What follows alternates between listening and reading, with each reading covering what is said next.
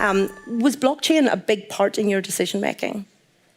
Yeah, short answer is yes. Longer answer is, one of the key aspects of TOIS and what we've seen is the network aspect. There's networks in terms of other peers in the industry and branching out, as you said, those millions of suppliers that we can reach into. What is really important to us, the blockchain enables that security and privacy for our suppliers and for ourselves. But also that, no surprise, our internal auditors, our category teams love it because they can look at the traceability at each aspect of the journey, essentially, and we can get alerts throughout that process. So what does that do? That drives the trust amongst our stakeholders in BT. We have many risk experts in there, and that's really important to drive that accountability. And what happens there, we can drive efficiencies, we can look at the process. So that was one of the 2 or 3 key elements of, I suppose, the blockchain element, which we see.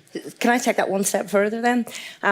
So from our perspective, one of the hardest things, and I'm sure everybody in this audience will say exactly the same, is how do we get our suppliers to adopt to a new strategy and to a new digital native blockchain who has got so many marketing backgrounds around the cryptocurrency area? You know, and that's, as soon as I mention blockchain, that's the first thing people ask me. How, and by the way, you have been very successful. How has BT been able to challenge their internal teams, their external suppliers, and even their partners, you know, to adopt into a process like TOIS? It was spoken about yesterday on a few occasions. There's many aspects. I think the one aspect I'd say is, you know, have one vision, have one strategy. You can't let the tech and those capabilities take over. You have to essentially identify what the use case is. So we have a vision or a vision statement from a company perspective, but also we have a strategy and a vision from a digital perspective. A couple aspects of that is that we want to have the most digitally skilled procurement company globally. You know, that's a statement of ours, you know, a bold statement. We also look at, we want to adopt self-service across our business stakeholders and review that customer experience. We also want, related to TOIS and what you guys do, is that we want to have those data points available within seconds. You know, that's our vision, that's our statement. So, you know, we have some bold visionary statements that bring what we're doing and why we're doing it to the core of BT, and bringing our procurement team, number one, on the journey, but also our stakeholders as well.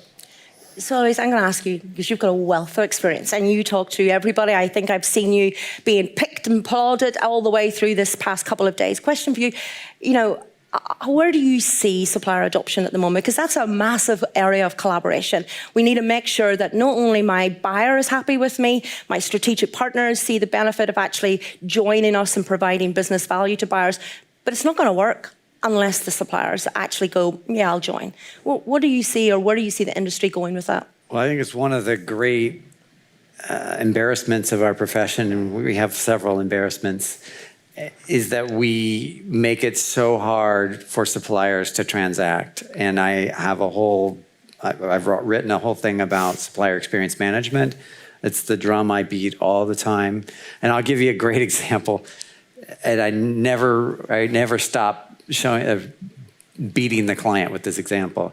I was invited to an RFP. It was Kearney, and for some reason they invited me. And so the first thing I did, and I'll just say it was an Ariba sourcing event, or an event run Ariba. So I click on the link, and the first thing it asked me to do, it shows me 23 entities of Kearney. AT Kearney Inc., Kearney, And I took a screenshot, and I never miss an opportunity to point this out to the client. That we won the work, actually. But I was like, how do I know which of the 23 Kearneys? I don't know. I don't think anybody at Kearney knows. So I just click randomly because I don't know what's going to happen. So, first of all, we have to, what the client is, they have to clean this up. That's their job. And that shows me that they don't care about suppliers. They don't care about us and probably the other firms that were responding to this RFP.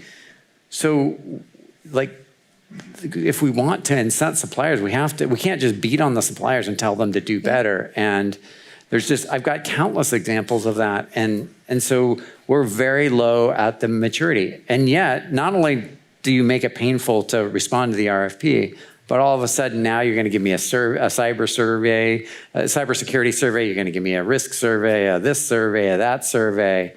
It's just and I look at the last thing you want to do is send me a survey, because the first thing I'm going to do is rip it apart and write about it on LinkedIn or in a book. Oh God, we better remember that, everybody. Note it.